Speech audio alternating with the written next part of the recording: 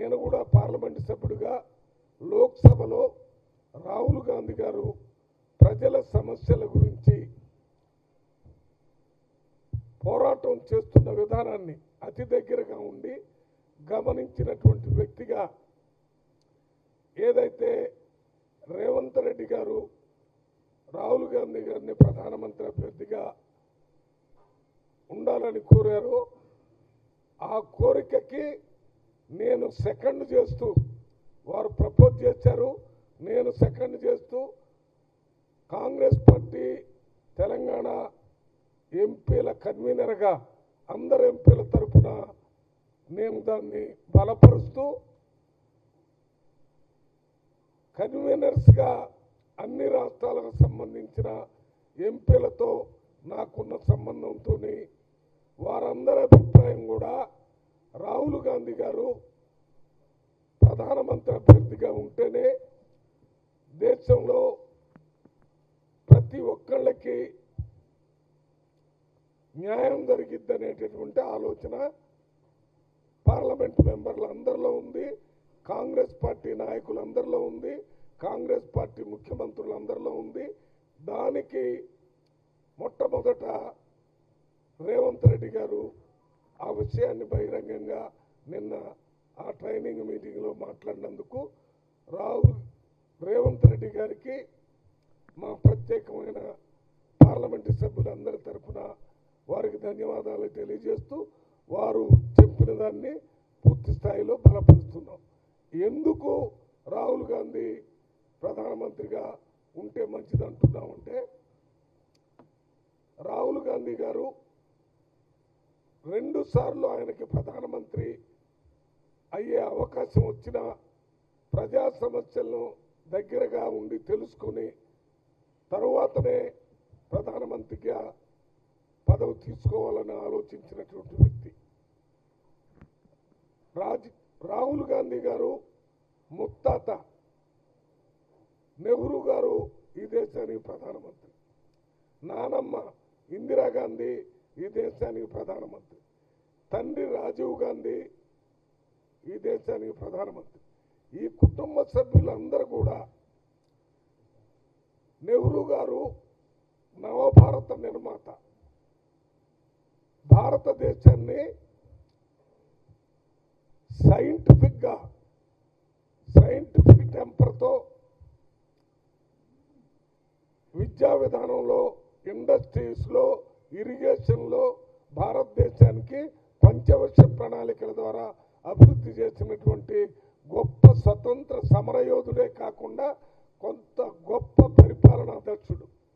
అదే రకంగా ఇందిరాగాంధీ భారతదేశంలో విప్లవాత్మకమైన మార్పులు తీసుకొని వచ్చి పేద ప్రజలకి ల్యాండ్ సీలింగ్ ద్వారా, భూ సంస్కరణ ద్వారా పేద ప్రజలకు భూములు పంచిపెట్టి బ్యాంకులు జాతీయకరణం చేసి బ్యాంకుల్లో ఉన్న డబ్బు ధనవంతులకే కాదు పేద ప్రజలకి, రైతులకి, మహిళలకి, యువకులకి అందరికీ చేరాలని బ్యాంకులు జాతీయకరణం చేసినటువంటి నాయకురాలు.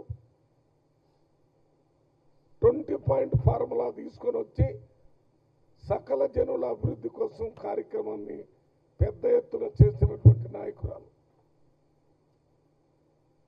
ఇక రాజీవ్ గాంధీ గారు టెక్నాలజీని భారతదేశంలో ముఖ్యంగా కంప్యూటర్సు, టెలివిజన్స్, సెల్ ఫోన్స్ ప్రపంచ దేశాలతో పోటీ పడే విధంగా భారతదేశంలో ప్రవేశపెట్టి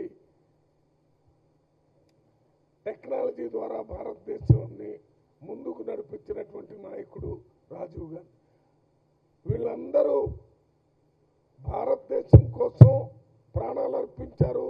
ఇందిరాగాంధీ గారు భారతదేశ సమగ్రత, అభివృద్ధి, సంక్షేమం కోసం ఇందిరాగాంధీ గారు తమ ప్రాణాలను అర్పించారు.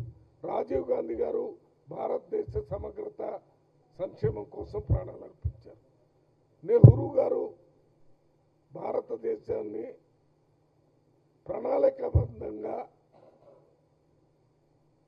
ఈ స్థాయికి తీసుకొని వచ్చారు. ఆ కుటుంబం నుంచి వచ్చినటువంటి వ్యక్తి వారందరూ అందరికంటే ముందు స్థానంలో ఉండి రాహుల్ గాంధీ గారు భారత్ జోడో యాత్ర, భారత్ జోడో న్యాయ యాత్ర చేసి భారతదేశం ఒక చివరి నుంచి ఒక దక్షిణాది ఒక చివరి నుంచి ఉత్తరాదిని ఇంకో చివరి వరకు వేల కిలోమీటర్లు నడిచి ప్రజలతో మమేకమయ్యి ప్రజల సమస్యలను తెలుసుకొని మనం ప్రజల సమస్యలు తెలుసుకోవడంతో పాటు ప్రజల్ని ప్రేమించి గౌరవించి వారి సమస్యల పరిష్కారం చేసేటటువంటి నాయకుడుగా మొత్తం భారతదేశంలో పేరు తెచ్చుకున్నాడు. సమాజంలో ఉన్నటువంటి అణగారిన వర్గాలందరికీ న్యాయం చేయాలని బహిరంగంగా మాట్లాడి జనగణనతో పాటు కులగణన కూడా చేయాలని, కులగణన చేయటం ద్వారా ఎస్సీలు ఎంతమంది ఉన్నారు, ఎస్టీలు ఎంతమంది ఉన్నారు, బీసీలు ఎంతమంది ఉన్నారు, మైనారిటీస్ ఎంతమంది ఉన్నారు, ఎకనామికల్లీ వీకర్ సెక్షన్స్ ఎంతమంది ఉన్నారు, జనాభా తెలుసుకొని వారికి సంక్షేమ అభివృద్ధి కార్యక్రమాలు అందించడానికి ప్రణాళికలు తయారు చేయాలని చెప్పాడు. ఒక వ్యక్తికి యాక్సిడెంట్ అయితే ఎక్స్రే తీసి ఎక్కడ ఎముక ఇరిగింది, కాలు ఇరిగిందా, చెయ్యి ఇరిగిందా, పక్కటెముకలు ఇరిగినాయా తెలుసుకొని వైద్యం ట్రీట్మెంట్ చేసినట్టుగా ఈ కులగణన ద్వారా సమాజాన్ని ఎక్స్రే చేసి ఎక్కడ ట్రీట్మెంట్ ఇవ్వాలో అట్లా మాట్లాడటం ఏఐసిసిలో దాన్ని అనుసరించి మొట్టమొదటి రాష్ట్రం తెలంగాణలో ముఖ్యమంత్రిగా రేవంత్ రెడ్డి గారు కులగణన చేసి